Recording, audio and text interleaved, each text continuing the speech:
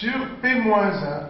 Mais ce nombre, c'est 1 exponentielle I pi sur 3, dont le module est égal à 1. Égal à 1. Donc, module de C-A sur module de B-1, parce que module de Z1 sur Z2, c'est module de Z1 sur module de Z2, est égal à 1. Donc, le module de C-A est égal au module de B-A.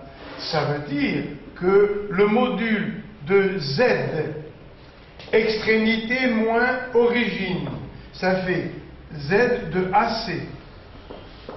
Donc, le module du nombre complexe affixe du vecteur AC est égal au module du nombre complexe qui est l'affixe, regardez, B-A. Ça fait AB. Et comment écrire le module du nombre complexe image de ce vecteur? Eh bien, en écrivant la norme du vecteur AC égale AB. Donc, ça nous donne, dans le plan complexe, voilà, AB qui est égal à AC. Voilà. Donc, le triangle, pour l'instant, est isocèle. Et maintenant, nous allons chercher l'angle que fait AB avec AC. Grâce à quoi? Grâce à ça. Regardez, j'ai grand Z égale Q-1 sur P-1 qui est égal aussi à C-A sur B-1. Et qui est égal, rappelez-vous, Q-1 sur P-1, c'était 1 exponentielle I pi sur 3. Donc, l'argument de ce nombre grand Z est égal à l'argument de ce nombre, c'est-à-dire pi sur 3. Donc, l'argument de C-A sur B-A est égal à pi sur 3. Et nous avons vu dans un cours précédent que l'argument de C-A sur B-A, c'était égal à AB, voyez, AB, l'angle que fait AB avec AC. Nous avons vu ça dans un cours précédent, dans un film précédent. Donc, cet argument est égal à pi sur 3. Ici, nous avons pi sur 3, c'est-à-dire 60 degrés. Mais n'oublions pas que le triangle ABC est isocèle, avec l'angle au sommet 60. Les deux angles à la base sont égaux entre eux. Eh bien, puisqu'on a ici 60, il reste 120 degrés pour ces deux angles. Et comme ils sont égaux, ça fait 60 degrés chacun. Donc, le triangle ABC est un triangle équilatéral.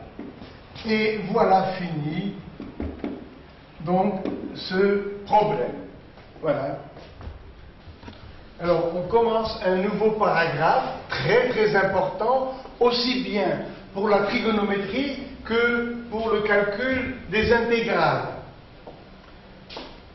Ça s'appelle formule de linéarisation.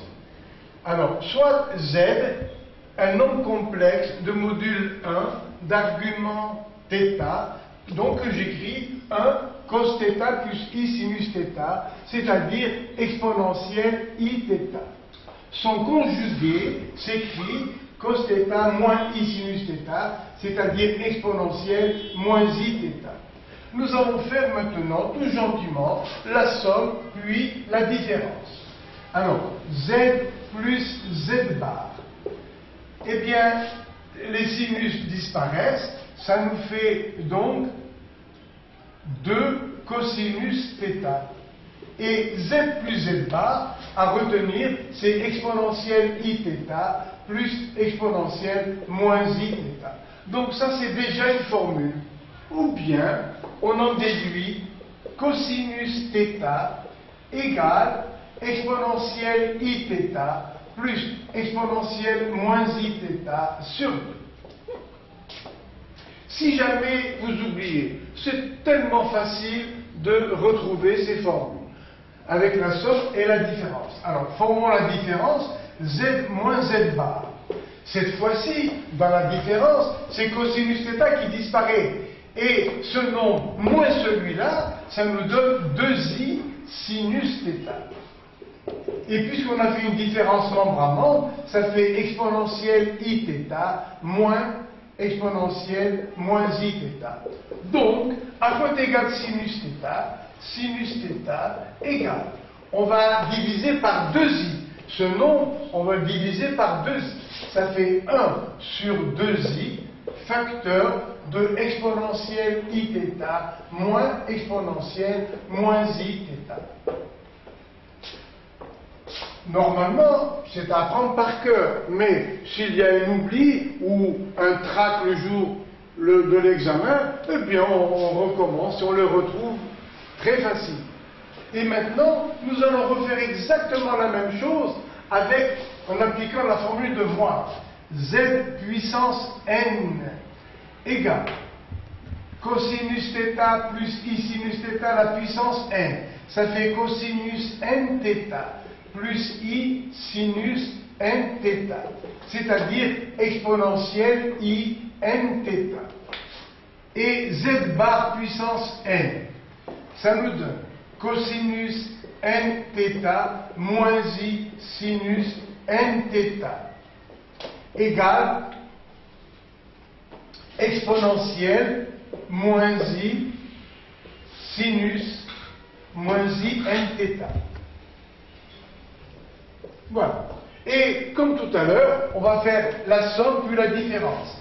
Donc, en faisant la somme, les sinus disparaissent. Ça fait 2 fois cosinus n θ égale exponentielle i n θ plus exponentielle moins i n θ.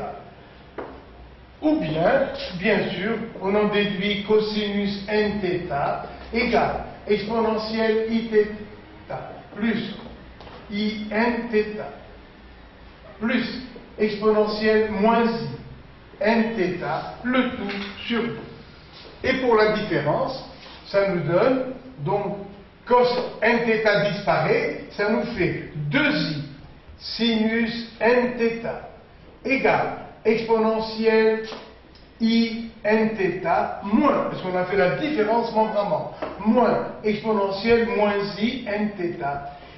On va diviser par 2i, donc sinus de n θ égale exponentielle égale 1 sur 2i